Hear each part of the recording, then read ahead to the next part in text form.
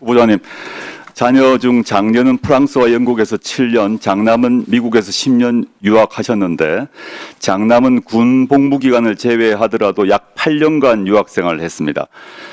장남을 위해서 생활비나 학자금을 매년 얼마씩 지원했습니까?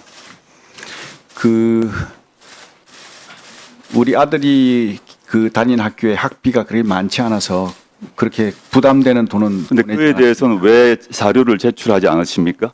네, 그거는 아들이 지금 출가한 상태라 가지고 나름대로 가정을 꾸리고 있는 사람이기 때문에 지켜야 될. 후보자께서는 전역 후에도 장남에게 학자금이나 생활비를 매년 얼마씩 지원하셨습니까? 그렇게 많은 액수는 아니었다고. 지원하신 거는 맞죠? 근데 얼마씩 지원하신 밝히지 않으시고 있는 거죠? 자, 학비 말씀하시죠. 네.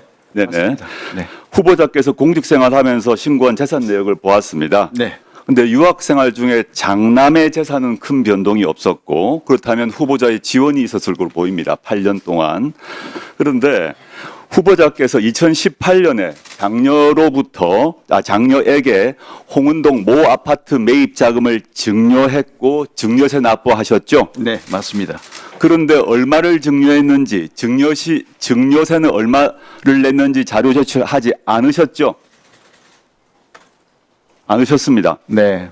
왜 하지 않으셨습니까? 이 증여와 증여세는 공식적 기록인데 본인 동의만 있으면 증여 액수와 증여세 액수도 우리가 알 수 있는데 왜 하지 않으셨습니까? 그 부분은 다 공개가 돼 있을 텐데 자료 제공이 오인이 안 됐다는 게 제가 이해가 안 가는데 확인해서 다시 제가 보내드리도록 하겠습니다. 네, 좋습니다. 9천만 원 증여에 대한 증여액을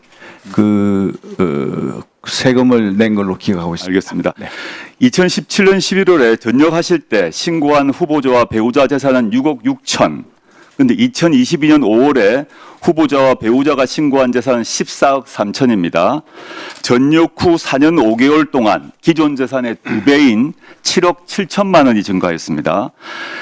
이래서 이제 실제 여당 의원께서도 강대식 의원께서도 이상하게 생각하셨는지 이 증가 내용 입증 자료를 요구하셨는데 강대식 의원님이 요구하셨는데 제출하지 않으셨습니다. 왜 제출 안 하셨습니까? 그 자료를 저는 다 제출한 걸로 알고 있는데 제가 확인해 보겠습니다. 그리고 그 부분은 제가 지금 구두로. 아니 그건 나중에 주시고요. 그러면 제출하셨다는 네네. 말입니까? 제가 확인해 보겠습니다.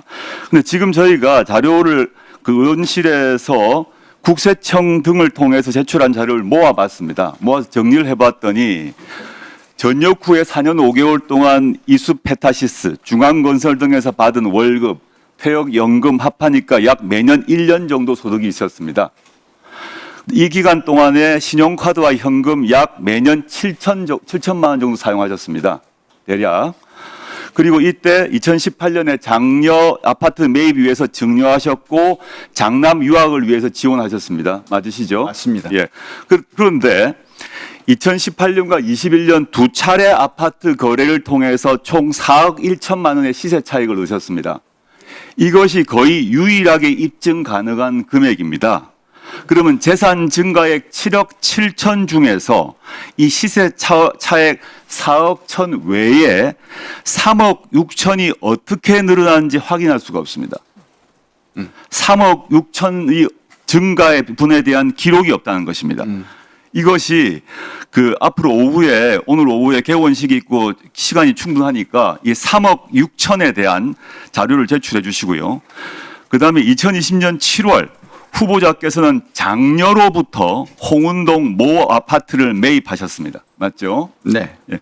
근데 그때 취득 신고서를 보게 되면 이제 법상 친족 간 거래이기 때문에 친족 간 거래가 표시가 되어 있어야 하고 법상 입금 내역서가 첨부되어야 합니다. 취득세 신고서가 있습니다. 근데 제가 지금 오늘까지 이 취득세 신고서를 받지 못했습니다. 제출 안 하셨죠? 한번 확인해 보겠습니다. 네. 취득서 신고서에 실제 거래 내역이 없거나 취득세 등록증에 기재가 안 되면 그 자체로 불법 증여가 되기 때문입니다.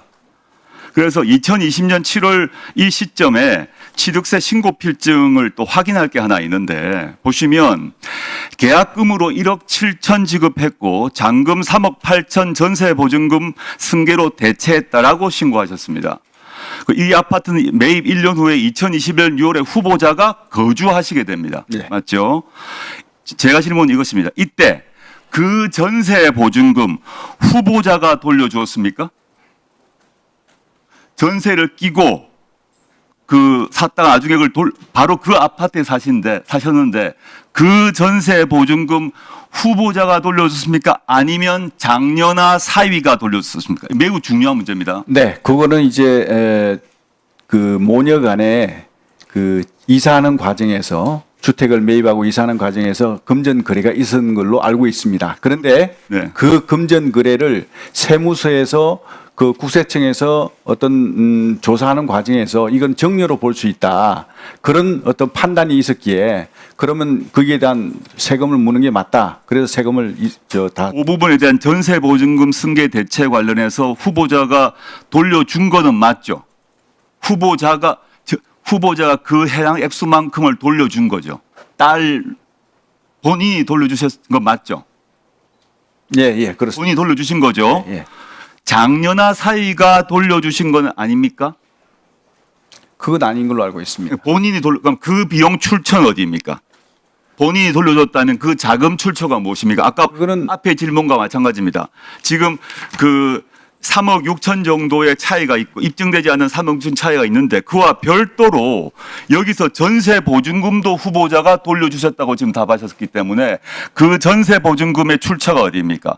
만약에 그 후보자가 전세 보증금을 돌려주지 않고 다른 사람, 예를 들어 사위가 지금 카카오 게임즈의 뭐 자회사의 유력한 그 사람이고 상당한 재산이 많다고 알고 있는데 이것이 본인이 안 돌려주고 다른 데서 왔다면 그 자체가 불법 증여입니다. 이 두 가지 점 오후까지 반드시 제출해 주시길 바랍니다. 네. 시간이 다 됐네요. 답변 드릴까요? 그거 관련해서는 이제 그 자금 내역이 제가 전역을 하면서 퇴직금도 있었고요. 그리고 퇴직금 플러스 해가지고 군인 공제가 이제 저희 끝났기 때문에 그 자금을 이제 받았습니다. 그래서 그런 자금들이 다 거기에 이제 포함이 된다고 저는 생각합니다. 지금의 부부로 유명이시고요. 아까 첫 번째 얘기했던 3억 6천이 어떻게 증가했는지 예. 공개자료가 없다는 것. 그다음에 전세 보증금을 지금 부부로 말씀하신 걸로 결정하셨다 그러는데 입증 자료를 네, 알겠습니다. 네, 조국 의원님 수고하셨습니다. 다음으로